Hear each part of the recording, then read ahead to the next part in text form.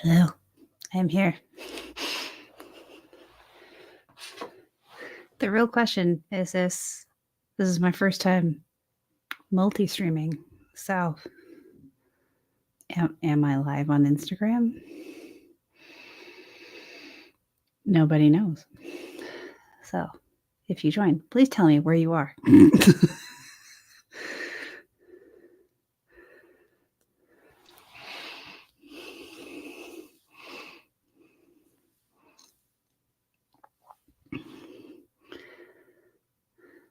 All right.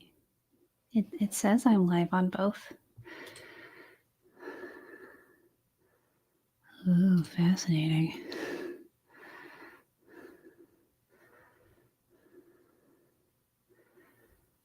All right. Well, unlike last time, I am not going to be doing my makeup or anything. I'm too tired for that. So I'm just hanging out. So if you have something you've always wanted to ask me, feel free to drop it in the chat. I'd love to answer your questions. Yeah. If and until I see some questions coming in, I suppose I can just ramble on about things.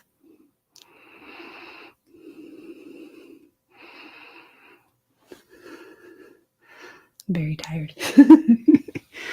I filmed part of a new YouTube video earlier today. I've been meaning to change my morning routine because I know that original morning routine video of mine from ages ago is still really popular. But my needs have changed. Therefore, the kind of morning routine I need to have has changed. So I went through the work of building a new morning routine and I recorded myself doing it. So that's going to be an upcoming video. Hope you all really enjoy it. Ooh, I've got more eyes. So we're just hanging out and chatting today. I'm not doing my makeup or anything like I did last time because I just don't have the spoons for that. So I'd love to know who you are. If you're joining me on YouTube or Instagram, because I'm in StreamYard right now and not one of those directly. So let me know in the chat where you're tuning in from, and I'm happy to answer any questions you may have for me about anything I've ever covered on YouTube, questions about my program, and if y'all don't ask me questions, I'm going to ask you questions. So, yeah. Hi. I know I have this little eyeball counter, but nobody's talking to me. And please, please help me not feel alone. Please put something in the chat. Thanks. Doing live streams as an introvert is very awkward.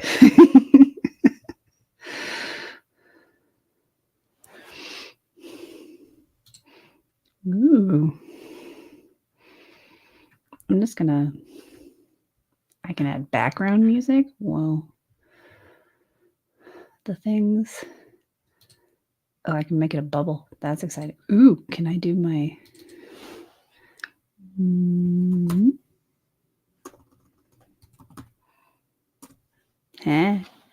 brand color. Very nice. Okay.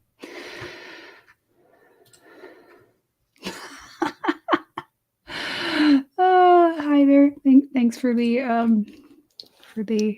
positive reinforcement. Seriously, y'all don't want to talk to me about something?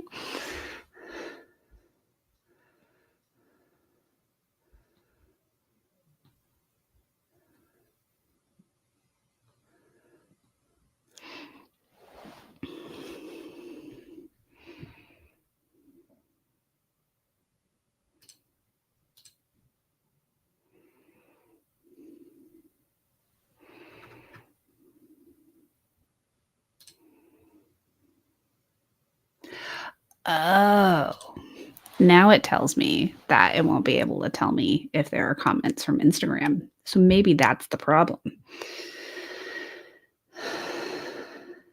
Is there a way for me to find my own live stream in Instagram?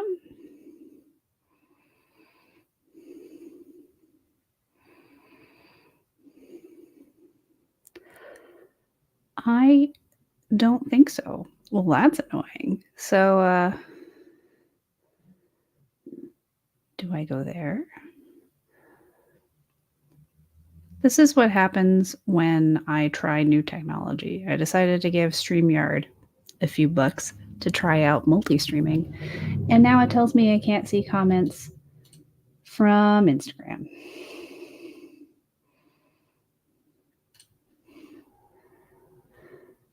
Ooh, hi there. So we have our first question.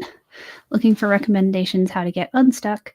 Sustained the loss of my husband last September and my brother October. Oh my goodness, I am so sorry. Sending you lots of love. Half the time I feel like I'm sitting in quicksand and can't get going. And hello from Washington. I'm in Oregon, in case you didn't know. So the first little piece of advice that I have is the reframe that grief isn't something that you overcome, it's something that you grow around. So that pain that you have will just become a part of you, like a big giant rock dropped in a pond. The rock's always going to be in the pond. And the way I usually try to help individuals with that stuck feeling is getting really specific on what kind of action you're wanting to take, whether it be as simple as getting back to brushing your teeth every night, for example, or as big as working on like a long-term project, and finding concrete ways to help you get unstuck in that very specific area. And I'm going to hope Kaizen is the right way to say that. You're saying you're also stuck, retrying and to restart your system, but you can't keep it for longer than a few days. And that kind of, because I remember back when I was in my really long Groundhog's Day, that general feeling of stuckness. And I've been feeling it again recently because of my long year trying to get that surgery I really needed. And now, since I've had the surgery, because I was working towards that for so long, my body just kind of didn't know what to do. But the struggle with that is that stuckness is like the name for the entire iceberg, right? And we can't move the entire iceberg at once because it has too many small pieces of it. So the trick is to get really specific and start working on one piece at a time.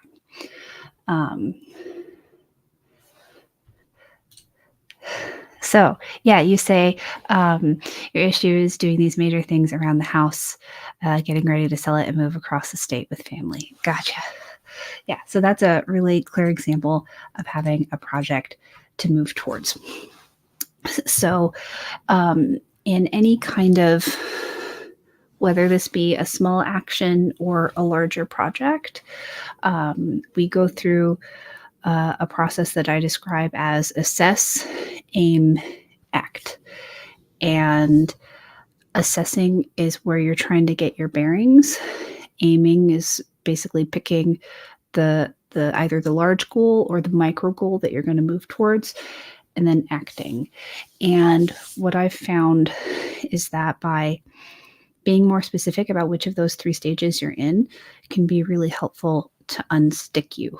So, for example, with working on version 2 of my program, the Action Navigator, I've been in this really stuck place for the past year and a half or so. And that was in large part compounded by the fact that I was struggling to get that surgery I needed. But now that I have that off my plate and I have time to refocus back on it, it's just been this nebulous, undefined project that has been way too overwhelming. And so there were kind of like there was about a fork in the road. And the fork I ended up picking was redoing my morning routine to support me to then weave back to the second fork. Because that second fork is the planning. There's a point at which planning becomes unhelpful, but it's actually a lot of work to overplan, and most of us don't plan enough. And depending on what works for your brain, we also have to take into account what period of time we're planning for. So, for example, I just don't have the cognitive capacity to completely plan out like 3 months of a long project.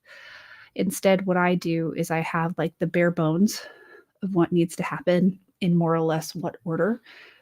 And then I plan on the daily or the weekly scale because I cannot know how I'm going to be feeling or what my body's going to be doing to be able to plan longer than that.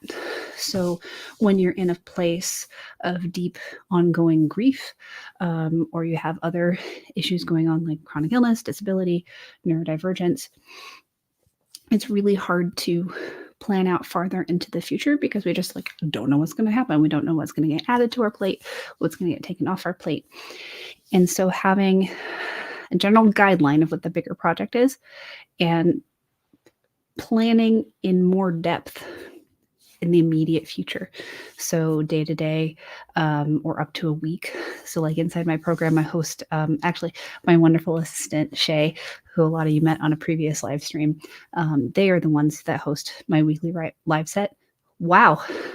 Enunciation, weekly reset inside my program. And it's a guided way of reviewing your past week and planning for the upcoming week. And it has that built-in accountability because it's a live Zoom call that you get to join. And it's also recorded if for any reason you can't join live. So basically, let me try to wrap that up in a more concise package because I just said a lot of words. So we want to support ourselves in such a way that we can do the planning work. And then we want to support ourselves in such a way that we can do the actual taking action work. So my question for you, Angarama Crafts, that's such a cute name, is which portion do you feel like you're in? Do you need help with that planning part of getting your house ready to sell? Or do you already have the plan in place and you're just struggling to set it in motion? So that's my question. And for those of you that have joined since I did the spiel, apparently I can't see Instagram comments in StreamYard, and I'm really annoyed. So they're not getting any more money from me. So if I would love to talk to you. Please head over to my YouTube channel. Just search Cassie Winter on YouTube and you'll find me. And then I'll be able to see your comments in my chat because technology is very silly. I gave them money to be able to also stream on Instagram at the same time. But can I see comments? No.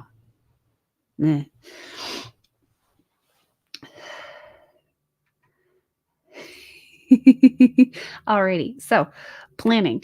And this is the kind of thing where, like, if you were in my program, I would probably help facilitate that planning in the workshopping call. So you're not like learning how to plan and then going away and being on your own and having to plan.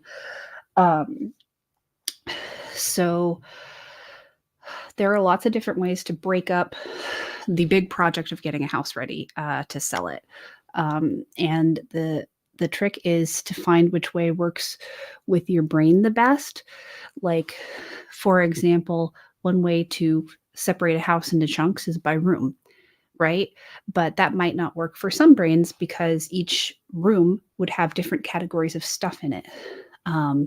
So for example, I think this is why a lot of people like the Marie Kondo style of like clearing your house and tidying, because she treats like clothing, all clothing in your house is one category and you have to get it from where it was all onto one bed. So like you have to get the hallway closet, you have to get your kids' room, your room, all of the clothes, anywhere, everywhere into one place to move through it.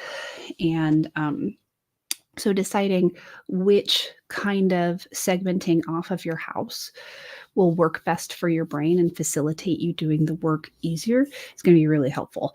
So there are probably other categories than those two that I just said off the top of my head, by room or by item category. But starting there and picking that is probably going to be really helpful for you. And then from there, doing prioritizing, because odds are that we have these intentions of getting it all done, but it's probably not going to get it all done. So prioritizing which things are going to make the biggest impact for you and working on those first. If you've seen my recent Anytime Reset video on YouTube, the prioritizing grid that I share in that video is mwah. I highly recommend it. And here, let's see, do I have any res? All right, so I just dropped into the chat the Dropbox link to the PDF of that reset. And in the prioritizing section is a link to the prioritizing grid. And it's a really great way of figuring out what the actual priority order is of nuanced, gray area everywhere kind of a situation, because it allows you to pit items head to head and be like, is this more important than this? Or is this more important than this? And you're just judging the two at a time.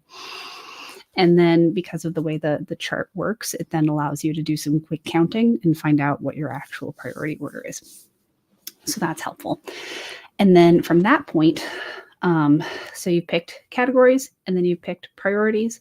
And then the next step is on the daily or weekly level, deciding what kind of time and energy you're going to put into the project.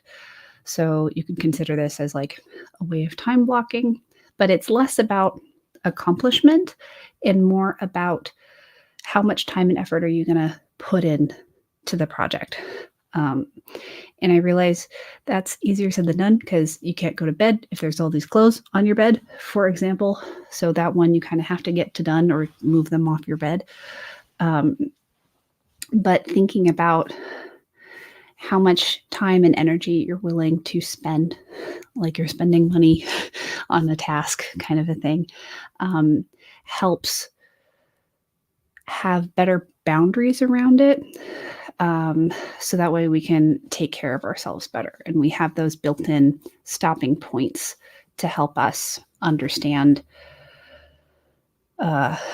or to reflect. So like in my Pomodoro Method video, how there's built-in reassessing essentially. So you're going assess, aim, act. You're trying to cycle through that multiple times a day when you're struggling more.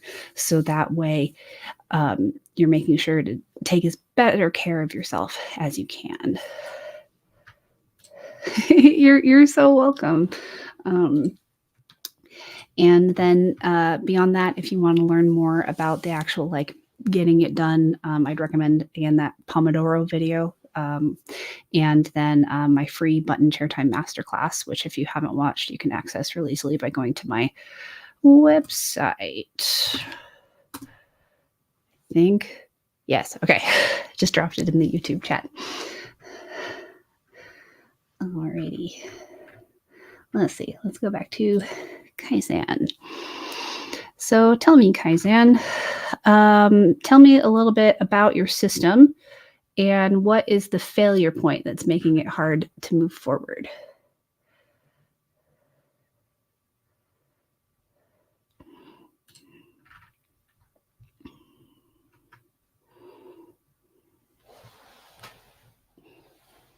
Water break. For those of you joining, if you haven't been around, apparently I can't see the Instagram comments. So if you want to join the chat, which I would love it if you would, please find me on YouTube. Just search Cassie Winter, Cassie, on YouTube, and you should be able to find my channel pretty easy.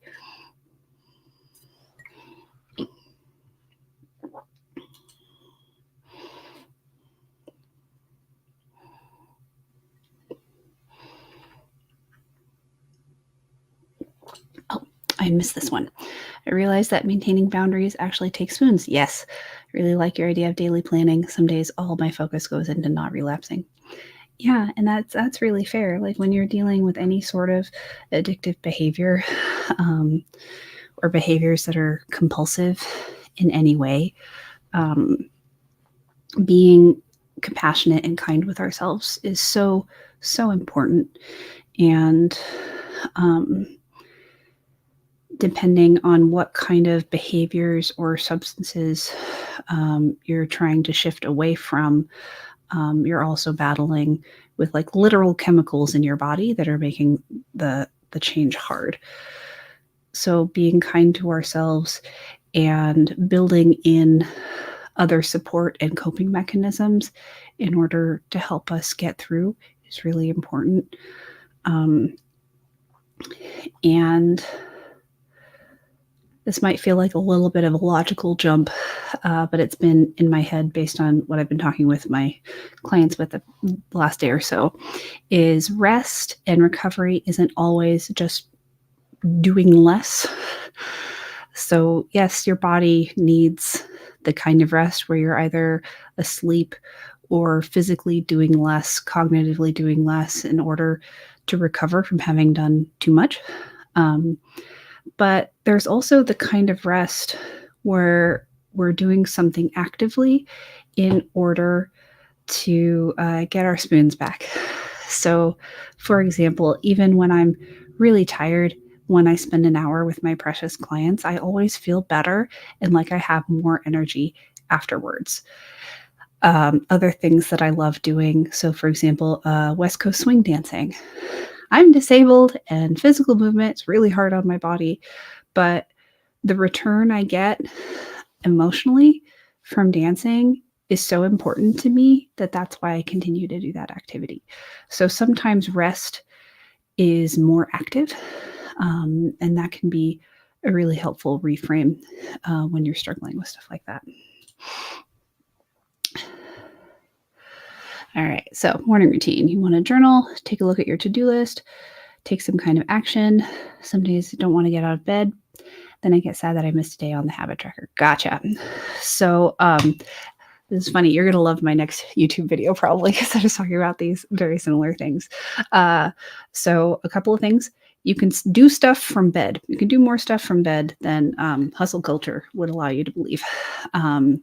So, it might be helpful to make sure there's always one action on your to do list that you can accomplish from bed. So that's probably going to be something online, like checking your email, um, that kind of thing that you can do from bed. And that might help you feel just a little bit accomplished enough to get out of bed. So that's like a quick hack. Um, but the thing that I was working through this morning, trying to determine what a good new morning routine would be for me, is taking into account what my stimulation needs are. So I'm autistic, so I struggle with both understimulation and overstimulation, and figuring out what I need in the moment. But I found it's a really helpful framework, whether or not you are autistic or not, because it's kind of like when you're hungry but you don't know what you want. If you ask yourself the questions, do I want something hot or cold? Do I want something salty or sweet? Just those two questions can help us find an answer because it's like a warmer or colder situation. So you can do the same thing with your senses. So do you need more or less visual stimulation? Do you need more or less auditory stimulation? Um, do you need more or less tactile stimulation? So like these Tangle fidgets are my favorite. I love these things so much. And then some of us need to be chewing on something. So it's called jewelry, but getting actual stim toys that you can just chew on. And so considering what our sensory needs are in the morning in particular can be helpful in regulating our nervous system and making it easier to be more conscious about what we're going to do next. So, and then also the order in which we do those things. So you said journaling, taking a look at your to-do list and taking action. So my question for you would be, do every permutation of that order. So there's only 3 things, so that should be really easy. Um, and critically thinking about which order is gonna be easier for you to do. So for example, for me, I would know that if I journaled and then looked at my to-do list, I'd probably be too tired to look at my to-do list. And then the to-do list would not be helpful, right? Whereas if I were to look at my to-do list first and then either take action or then journal, that would work better for my brain. So the question is finding what works better for your brain. Um, and then another thing that can be helpful is to get really clear on what the overall purpose of your morning routine is. And it's looking beyond the accomplishment of the tasks themselves to why accomplishing those tasks are meaningful to you. So, for example, in my new morning routine that I've built, it includes like taking my meds, going to the bathroom, doing my morning skincare. Um, but then it's about setting my brain up to work on version 2 of my program and figuring out how to accomplish that. I feel like I've figured it out, but I'm going to be experimenting with it for a few days. I need to get my heart into a good place to be able to do that work. So that way the tone of version 2 of the program is a loving, compassionate space that my future students and my current students who will automatically have access to version 2, they feel that when they engage with the content, because I don't want to be working on the program from a depleted or a down state, because I know that that will bleed through in the tone and it will just give me more work later in the editing stage. So what I'm experimenting with, and I sent this message to myself so I didn't have to worry about remembering it.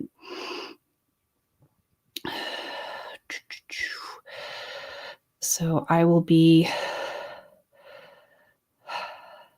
transitioning to I can read my own writing. So part of what I'm going to be doing is I'm going to be rolling out my body and using this vibration plate I got. TikTok influenced me and I'm not mad about it. It's great for lymphatic drainage and emotional regulation.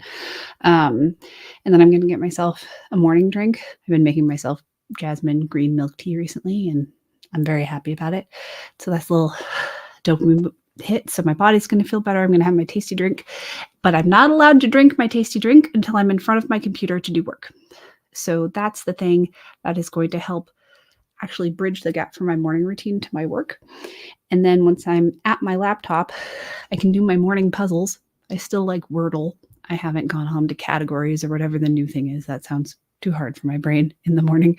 And then I'm going to time block and then I'm going to work on my program.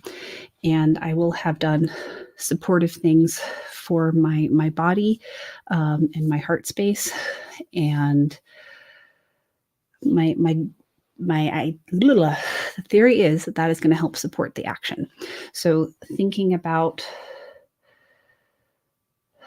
tying it back to your specific example, Kaizen, is the journaling. So thinking about what you want journaling to accomplish for you, not only in what you discover through your journaling, but like the feeling state you arrive at the end of your journaling session.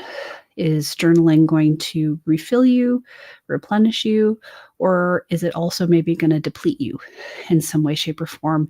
And it might be helpful to build in a recovery after that or like aftercare. So something supportive, pleasurable.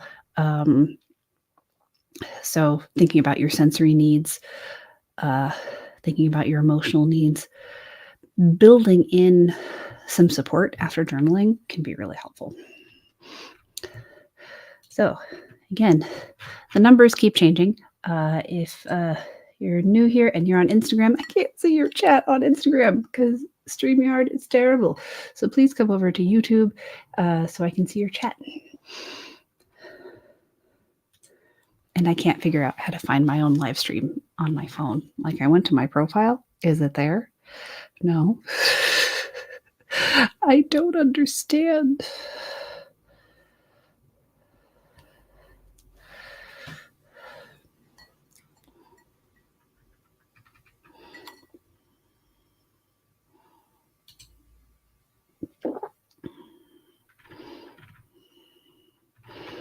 All right. Yeah. Anybody else who's here wants to talk to me about something, have questions for me, please drop them in the YouTube chat, and I will do my best to help you out.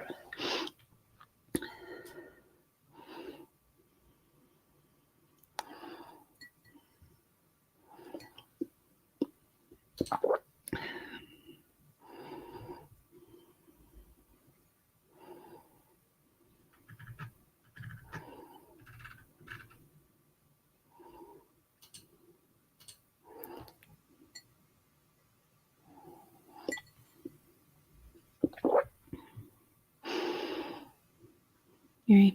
I'm going to just try to fill the air so you're not having to just stare at me sipping my water.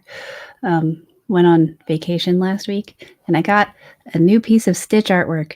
It's being shipped, but it's going to be Stitch and Scrump being pirates from Pirates of the Caribbean. So I'm planning on putting that one right in between these two, and I'm quite excited because I love Stitch so heckin' much.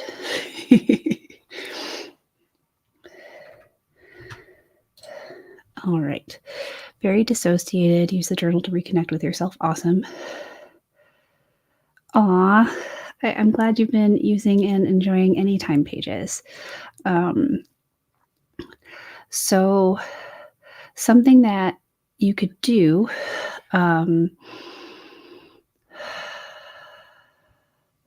because like the reason why I came up with the concept of Anytime Pages was because I liked Julia Cameron's concept of morning pages. However, I simply did not have the spoons for that every day. Just wasn't going to happen. Both physically, because she demands you do it by hand.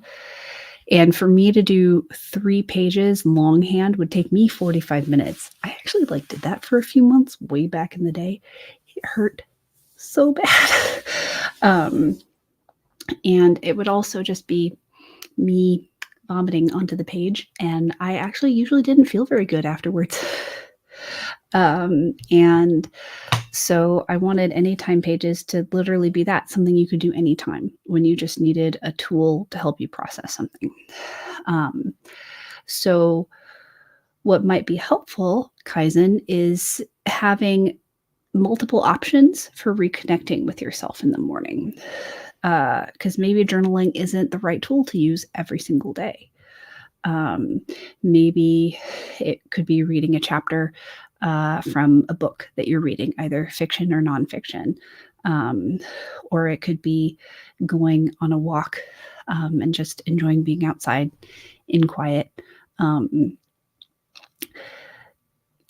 the irony is, I would ask you to do Anytime Pages to find out what connecting with yourself, reconnecting with yourself, what that really means.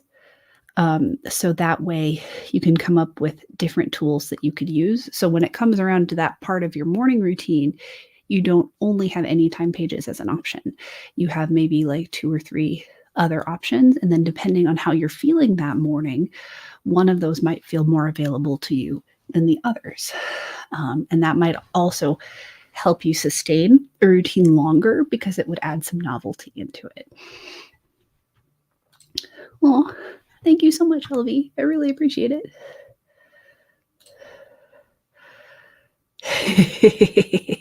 Lilo and Stitch is the best.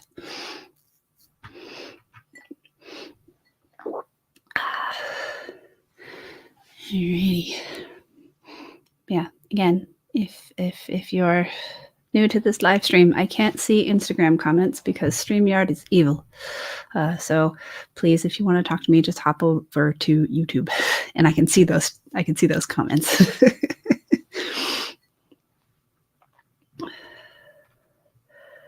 All right. How would you recommend keeping track of anything and in touch with reality when narcolepsy causes time loss with memory loss? Oof, that's absolutely rough. So the place where I would probably start with that, yay, yay, yay, more Stitch lovers, yay. So the place I would probably start with that is considering different input methods. So in the Build Your System cheat sheet that I have in my program, one of the most important parts is figuring out what collection method works best for you. So, and it's not just about what collection method is easiest to reference and then integrate into the rest of your system. It's also about immediate accessibility in the moment where you have something you need to write down so you don't forget it. And it's very common to have more than one collection method. So like I have like a dry erase board in multiple areas in my home. Obviously, I have my phone. But it might be helpful to have specific collection methods for the times and places where you find your narcolepsy being the hardest on you and you're falling asleep the most. So maybe having a dedicated pen in planner that lives next to the sofa. This is just an example. I don't know specifically where you're passing out the most, but we'll just pretend it's the sofa for now. And it doesn't leave the sofa. So that way it's always there. And you could have, there are so many different ways of reminding ourselves to write stuff down. But like one is frequent timers or alarms. If you don't respond to those, and you're probably really familiar with the signs and symptoms of you're going to fall asleep. And if you know that's going to happen, doing your own little routine of writing stuff down in those areas. And then the magic happens when it comes time to reset and process all of that. And that might be the one time where the planner moves from the sofa, like to your office, for example, and you have that planner and any other collection method with you on your desk or on your computer or on your phone. And that way you can then process all of that information into your larger system. So that was a really surface level answer. I hope that's a little bit helpful. But yeah, figuring out what meets your accessibility needs for a capture tool where you write down ideas, notes, to-dos that you need to remember, and then building that into a planning system, which includes the regular time to go through those capture methods and move that information into like your big to-do list, your big project list. So that way it's more easily referenceable for you. Thanks, Sam.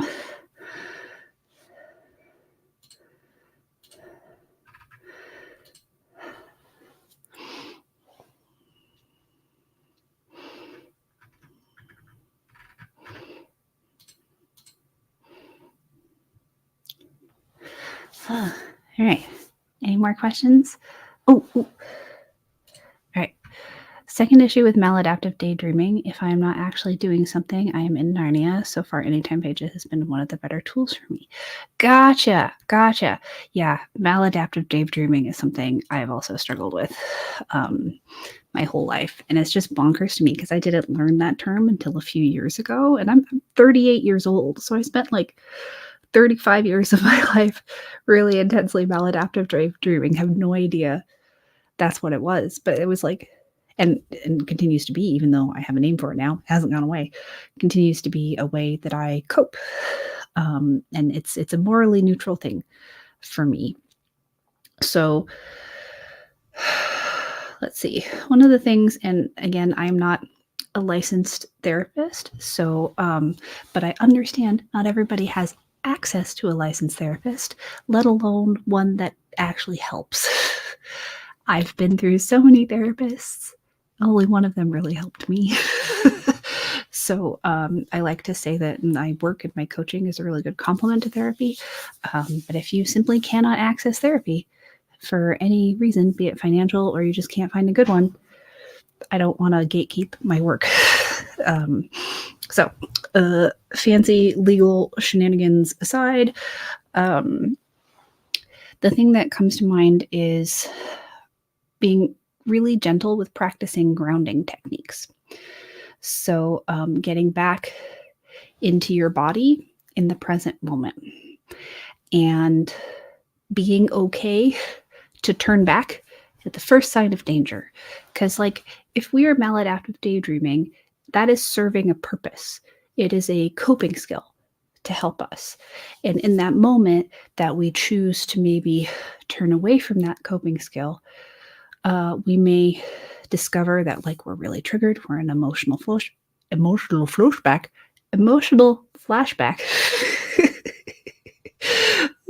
Y'all are getting me uncut on this live stream. You may discover all sorts of things. And so when you're trying to come back into your body in the present moment, and I will get to some examples of grounding techniques. I just want to get this preamble out of the way. You may discover that you're in a really rough place, and that's why you were maladaptive daydreaming.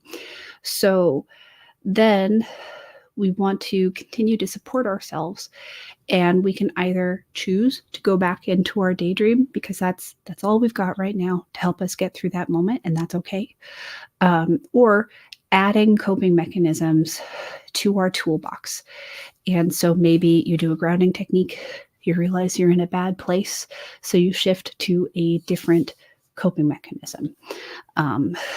And then giving yourself permission, if that coping mechanism isn't doing it, we can go back to maladaptive daydreaming. So changing our relationship with our coping mechanisms and seeing them as us genuinely trying to care for ourselves can be so profound. And that allows us to choose the coping mechanism if and when we need it, instead of feeling ashamed of needing to choose the coping mechanism. We're trying to take that extra layer of pain, of shame away. So some grounding techniques, the 5-4-3-2-1 technique. So physically looking around your body. You don't want to just look with your eyes. You want to move your body because that is part of the grounding. Physically looking around and out loud labeling 5 different things you see, 4 different things you can touch, 3 different things you can hear, 2 different things you can smell, and 1 thing you can taste. And do that as slowly as you need to. And again, like if you find yourself like 2 steps into you've gotten to 2 things you can touch, you're like, oh no, I'm not doing good. It's okay to return to your coping mechanism if you need to. And some other things instead of 5-4-3-2-1 is just picking a particular sense that tends to help get you back into your body. So for me, that's tactile. Like if I were, where did I even put it? Using a fidget toy is really helpful. A fan favorite is sour candy because that is such a sensory intense experience. Like the volume is turned way up. It's a really quick way of getting back into our body. So if sour candy is something you either enjoy or know you can tolerate, having like sour candy littered around your home or your workspace, in your car, so that way whenever you just need to like drop back into your body, you just have a sour candy available to you.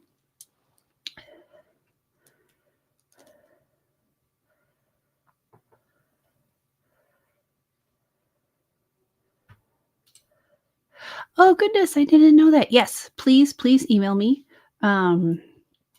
And just as a quick reminder, the easiest way to access me inside my program is inside our private Discord, because I am in there more often than I am in my email. And if you fell through the cracks, I am so sorry, because that's the last thing I want to happen.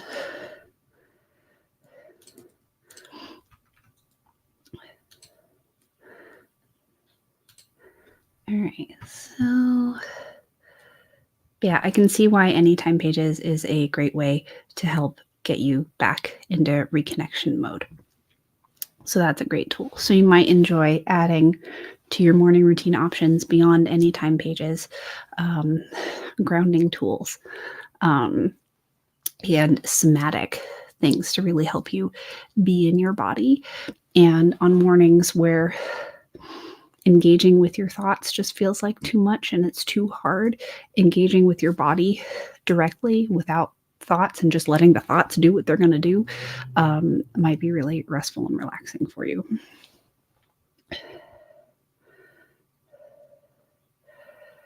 And C-Sand, you're more than welcome to tell me what kind of trouble you're having right now, and we can work through that right now, because I want you to get the help and support you need.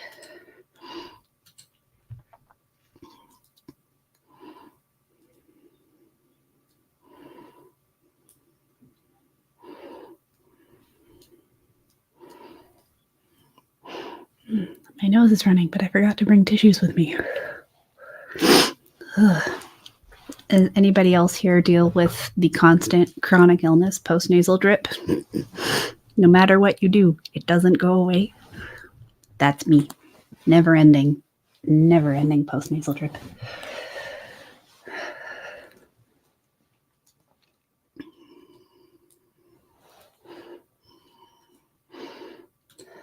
And again, if you're finding me on Instagram, StreamYard won't let me see comments from Instagram, so please find me on YouTube.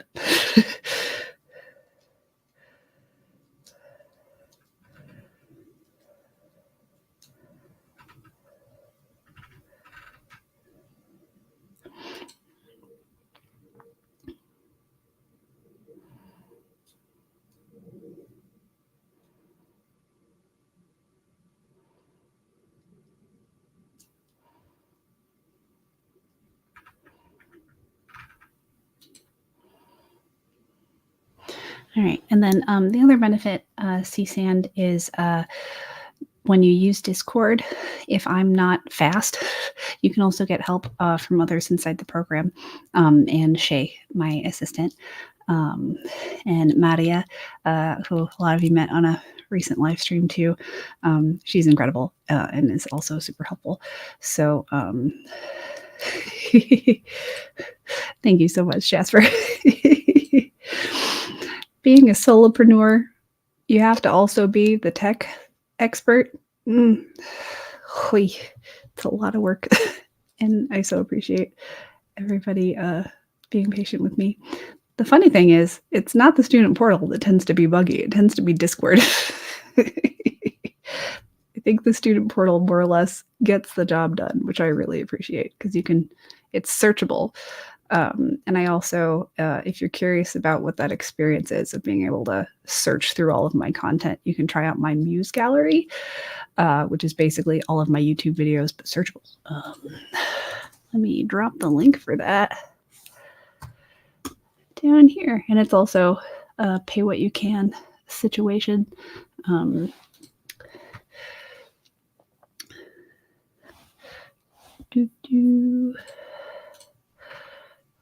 Yeah, well, I'm waiting to see if anyone else has any questions for me while we're still here. I plan on sticking around till 6 p.m. Pacific, so another 12 minutes or so. I'll talk about my program a little bit, because I've been doing a bad job about talking about my program, and I have not been earning any money recently, really. It's been a little worrisome. So basically, the Action Navigator is everything I know about that assess, aim, act cycle, externalized outside my head. So neither you nor I have to depend on my brain having spoons or memory banks to get the help you need. So it's the course, everything I know about assess, aim, act, so many things, and then ongoing lifetime access group coaching calls with me. And those are very similar to this, except it's a Zoom call, and you can show your face if you want. If not, just talking to you, hearing your voice does the trick, but it allows you to get that really specific coaching help from me, but in a group context. So you can also learn from how I'm coaching others.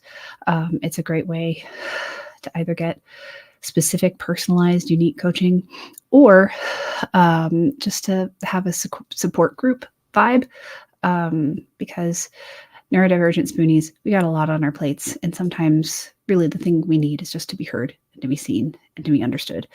And everybody in the program just gets it. So, hi, Allie. Yeah, I made the program because it's something that I wish had existed when I was struggling the most in my 10 years after college, because therapy wasn't helping. This is in part because I didn't have a trauma-trained therapist. But even then, now that I have worked with a trauma-trained therapist, that's going and processing the foundation of your house. So, oh yeah, this is the metaphor I use. So therapy, good therapy, will help you deal with the foundation of your house, the house that is you. Whereas I help you live in that house while you're doing renovations. And then a bad therapist might actually demolish parts of your house, if not all of it. So I'm here to help you with the day-to-day actions of surviving and hopefully thriving. The things that you can have control over in this wild and crazy world where we have control over so little.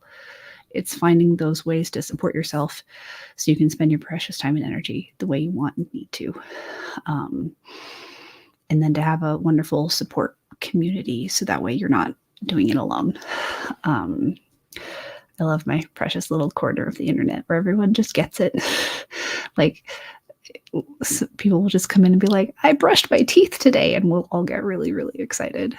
Like, we understand how hard it is to get by these days when you have any form of disability whatsoever.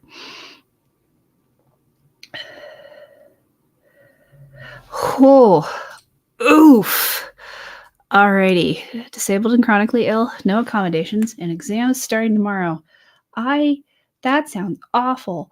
So my first question is, what kind of exams? Are you in sciences or arts? Like physically, what kind of exams are you going to be doing? Are you going to be doing long handwriting? Are you going to be at a lab doing experiments? A little more context would be helpful.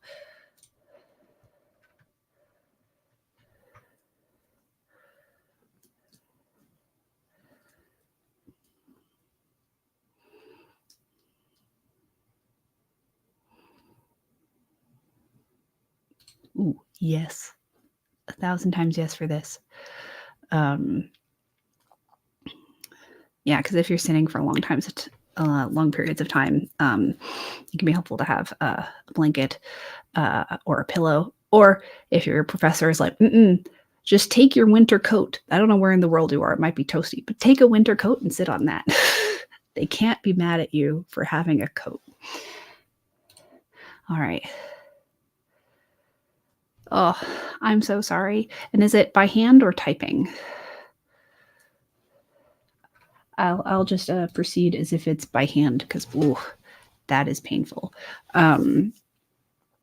So some things you could do is have a hand massage plan for at least the beginning and end of your day when you're at home. But I would assume you have at least some semblance of breaks, at least like one break throughout the day, and having a hand lotion or other kind of lubricant to be able to give your hands a good massage when you're writing that much. And considering your posture is probably going to be really helpful, because I know I have that kind of classic EDS thing where I hold my pen weird. I put it on my ring finger. That's how I hold a pen. And then my paper is like turned at a 45-degree angle and I'm like hunched over it. Considering your posture, so that way you're not in the exact same position the whole time. Giving yourself some movement. If you're allowed to have your own maybe silent timer, to go off so it wouldn't disturb anybody else. Like if you have a smartwatch, you might be able to have a vibration timer go off on your watch, just maybe every like 5, 10, 15 minutes to remind you to shake it out, look up and look away. Because I also get headaches if I'm looking at one focal distance for too long. So giving yourselves reminders to look away for at least 30 seconds to a minute before you go back to your paper. Let's see. I think Jasper had another. Ooh, yeah, a ready warm heating pack. Yes, I love that idea. Or similarly, if you need cold instead, getting one of those like chemical hot or cold packs that you just like break and then you can hold on to it. It's a great idea, Jasper.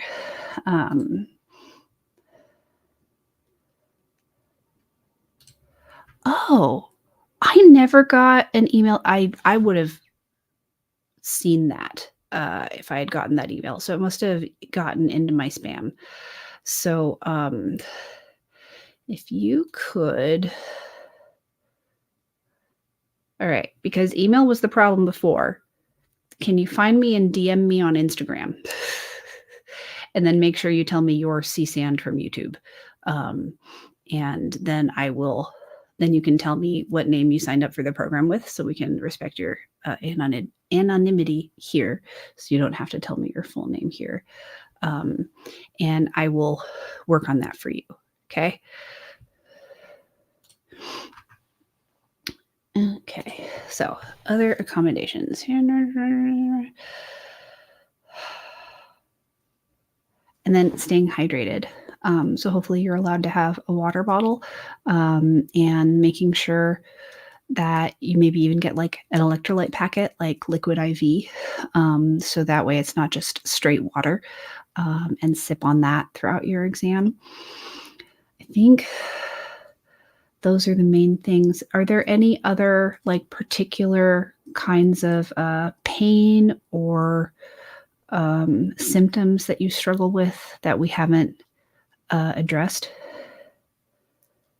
Oh, I am so sorry. When I took the SATs back when I was in high school, I wasn't allowed to have water with me. And when I came out, my mom said I literally looked green. I had turned green. And I just, the cruelty of it, that's bad for someone who isn't disabled. You need water. But yeah, maybe you might be able to wear a coat and have hand warmers in the pockets and just don't take them out of the pockets. There's a thought. But I think a coat you can probably sneak down and then sit on the coat. I don't think that would be a problem.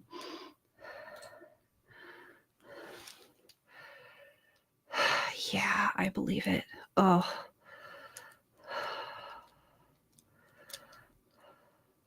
Let's see, is there anything else?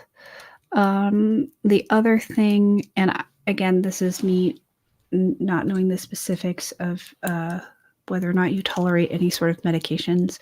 But like when I go to a dance event and I know it's going to be extra hard on my body, I just take a leave is what works for me. I just take a leave like clockwork. I take 2 in the morning, 2 at night. And sometimes I throw in a few Benadryl for my MCAS, but doing it preventatively instead of reactively can also be helpful. But I know like a lot of meds don't work for me. Ooh, that's another great idea. Back brace, and adhesive pads. Yeah, you could just have one of those icy hot patches just already stuck to your skin under your clothes. They're not going to look under your clothes. And that might help in the preventative way because it'll wear off. It won't be hot for that long. But putting it on just the main spots.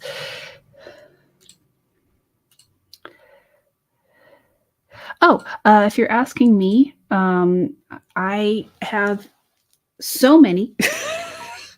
So I have POTS, hypermobile Ehlers-Danlos syndrome, mast cell activation syndrome. And if anybody else has MCAS like me, like no antihistamines do anything to me. None of them. It's annoying. Like, Claritin takes the edge off, and sometimes a 2 Benadryl takes the edge off, but that's it. And then the thing I had surgery for was median arcuate ligament syndrome. If you go to a couple of my recent videos, I do a whole explanation of what that syndrome is, and also the story of getting the surgery, or working towards getting the surgery. So I recommend going and checking those out. But yeah, for me, it's just over the counter Aleve. It kind of depends on what class of medication, over the counter medication, works for you. So, for example, ibuprofen and acetaminophen, like Advil and Tylenol, they don't work for my headaches, for example. But if I get to Aleve within the hour of onset of a headache, I'm going to be fine.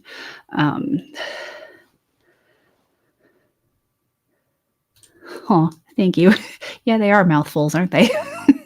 They're awful to write out. Like, I just always hope that when I'm filling out forms, people understand the acronyms. So like POTS, HEDS, MCAS, MALS, instead of postural orthostatic tachycardia syndrome, median arcuate ligament syndrome, blah, blah, blah, blah. It's quite a test for the tongue. So thank you so much, Jasper, for helping brainstorm accommodation ideas for Allie. And then the other thing is to, because it's going to be a rough day, once you've hit the end of your day and you've given yourself at least some recovery time, is to do a debrief for yourself while everything is still fresh. Biofreeze mix patches. Excellent. So that way you're logging, while it's still fresh, the things that you were struggling with the most. So that way at a later date, when you're feeling better, you can look at those with a more critical eye and come up with plans in the future. And then you'll also have a very concrete list to like go to the people at your college who are in charge of offering accommodations, be like, this is what I deal with, this is what I need.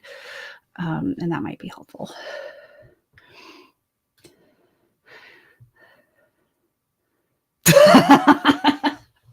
I feel seen. It's like we turn into like a goblin. But yeah, I don't know. I nobody told me this was wrong. And then I grew up and I was like, apparently I don't do this normally. It also explains why I couldn't use chopsticks, because everybody was like, and I'm like, what? And then my blessed friend was like, hold the first chopstick like you hold a pen. I'm like, I'm sorry, what? So I did that.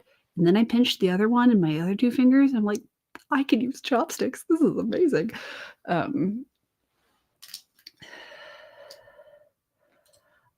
Stairs too. Oh, I am so sorry. That is awful.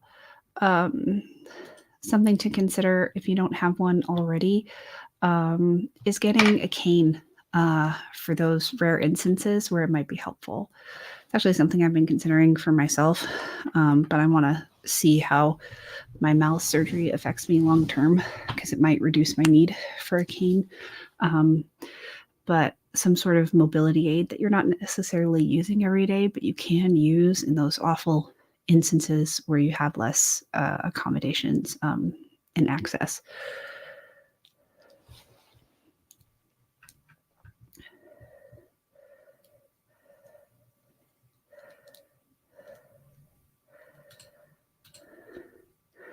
Alrighty, so C-Sand, your homework is to DM me on Instagram and tell me the name you signed up to my program with, and I will give Shay the assignment of making a more accessible version of the welcome email for you, so that way you can get in. I'll probably just send you the I'll resend the student portal welcome email, because that one should just be text. So that way you could at least get into the student portal. And then I can send you the link to get into the Discord. Oh, thank you for asking. It went as planned. Nothing bad happened during it, which was very exciting. Apparently there was like a little bit of bleeding, but he was able to fix that laparoscopically, so he didn't have to like open me up to solve the issue, which I'm really grateful for.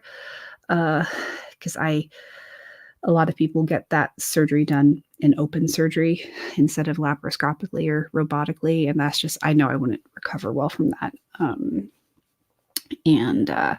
So surgery went as planned. So far, my POTS has not improved, but my main doctor says it's too soon to tell. So I'm hopeful that by this time next year, my POTS will have improved some. And then I'm experiencing less abdominal pain in general, and also due to eating. So that is magical. And then the real weird thing, oh wait, no, I'll save that for last. I've also noticed that my edema is so much better. My ankles would just swell so easily throughout the day. And if I went dancing, they would swell so much, and it would take them days if I didn't do like an extensive rolling regimen to get that venous return. They would stay swollen. But now my ankles are just ankle shaped mostly all the time. And it's fascinating to me. So I have much better blood flow and circulation now after my surgery. So that just goes to show how much the median arcuate ligament was compressing my celiac artery, which is bonkers to me. And then the real weird thing is before my surgery, my whole life, I would maybe get physically hungry 3 to 4 times a week, if that. Like seriously, not that much. And now it can happen 3 to 4 times a day. It's not every day. It's not constant. But just getting physically hungry in a way where I'm like, I need food multiple times a day is so exhausting. And everybody's like, well, yeah, that's how it's supposed to be. And I look at them and I'm like, I know. Logically, I know. But there's a difference when logically you understand that. But you go 38 years of your life not experiencing it and then suddenly experiencing it. That's a roller coaster. And you're so welcome. I wish you so much luck with your exams. You deserve accommodations. And I am so sorry that you are not given them, because you deserve them. Excellent. I will be going to my Instagram next once I'm done here. Right? Instead of just extensions of my knees.